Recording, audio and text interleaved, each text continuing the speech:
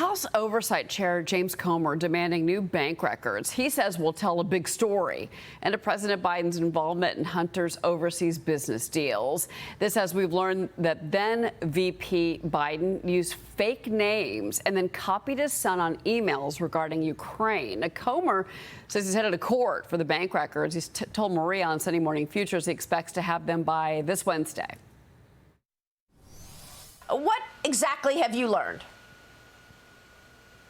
Well, we've learned that Joe Biden used at least 3 pseudonyms or fake names in emails that he was receiving from people within the federal government, people that worked for him. And even more troubling than that, Maria, we've learned that when he was receiving emails pertaining to Ukraine, his son Hunter was copied on them, which we've always heard that the White House has said that Hunter Biden wasn't an employee of the government. He wasn't any part of the government. If that were true, then why was he receiving emails from the government? Joining me now is New York Congresswoman Claudia Tenney. She is a member of the House Ways and Means Committee. Congresswoman, your reaction to what James Comer told Maria yesterday? This is stunning. We went from, I don't have anything to do with my son's businesses. I don't know anything about it. I've never talked to him, to I'm not involved, to now he's using pseudonyms to actually hide the fact that he's involved with Hunter's dealings, especially with Burisma, that Hunter is directly involved helping the family as a proxy for Joe Biden and the rest of them. And James Comer has revealed the money that has gone to various members of the Biden family. That's why he's going to be getting the bank records showing the transfers of that money. That's something they can't hide. That was actually brought to his attention by the suspicious activity reports. And you're going to see all these I's dotted and T's crossed, showing that Joe Biden is corrupt. Hunter Biden not only is, violating tax law, he's violating the Foreign Agent Registration Act. This is money laundering through Joe Biden to his son and family members. Remember, there was a text message from the so-called laptop that has now been proven to be true, that Hunter Biden sent to his daughter saying, don't worry, I'm going to give you all the money. I'm not going to split it in half like I do with my father. So all this is going to be really bad news for Joe Biden. But the problem is we've got a corrupt, dirty cop, Merrick Garland, at the head of the Department of Justice. You have the FBI continuing to cover for at the top levels to cover for Joe Biden and his family, completely corrupt. And by the way, Cheryl, all this is being done to make it look like Joe Biden isn't really that bad, because they're bringing these phony charges against President Trump to make it look like he's an equivalent, and it's not. This is crime happening in plain sight, and our country's top brass, our top law enforcement agencies are covering it up to help the president, who they view as their boss and the person that's in power. Well, and we've learned now that the Justice Department reportedly had no plans to even charge Hunter Biden with either the tax or the gun crimes. Lawyers for the IRS whistleblowers told the New York Times that attorney David Weiss, who's now the special counsel in charge of investigating Hunter Biden, would not have brought the charges if the whistleblowers did not speak out in front of Congress, in front of you and your colleagues. And then we're also learning that Hunter's legal team once vowed to put President Biden on the stand during his trial. Hunter's legal team.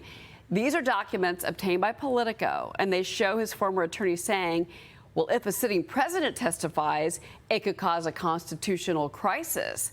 And those threats are the reason that Hunter Biden got this sweetheart deal, which, again, the judge just threw out.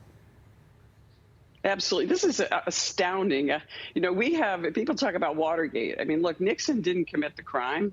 He committed the cover-up. Joe Biden and his family are committing crimes in plain sight and engaging in the cover-up using our agencies. David Weiss has lied, tried to cover up, and yet Merrick Garland puts him in charge as a special prosecutor. This is totally corrupt and inappropriate.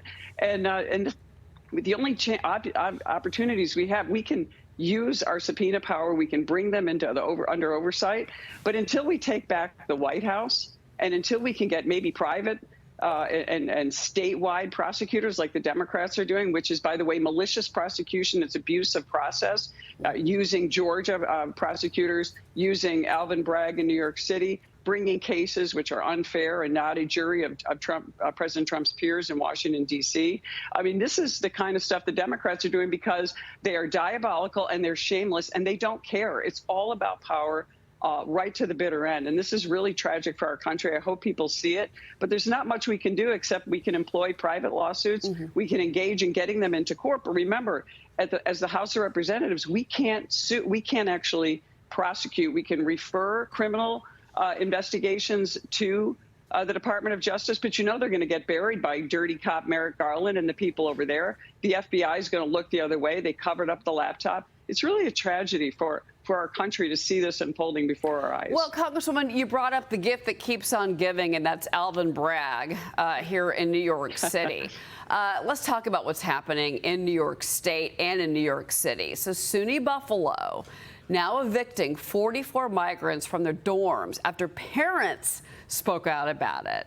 They say they're concerned about student safety. Shocker.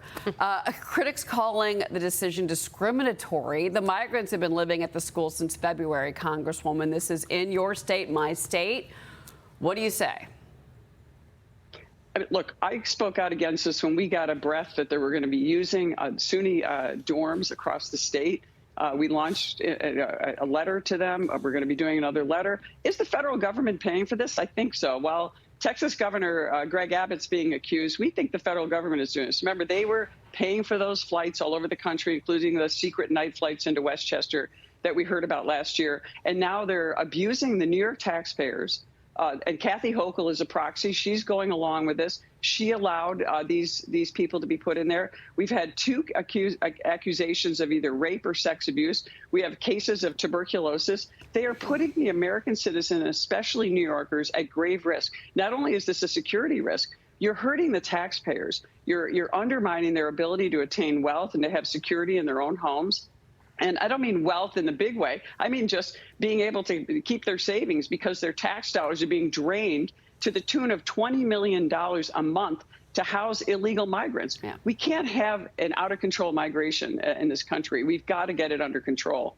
I'm not sure when the voters of New York are going to wake up. Your district is awake, but apparently New York City is not. And what's happening in Buffalo is a true disgrace and an affront to those taxpayers that you mentioned that are footing the bill for all of this. So, Congresswoman Claudia Tenney, it's great to see you as always. Thank you for being here. Great. Thanks so much, Cheryl.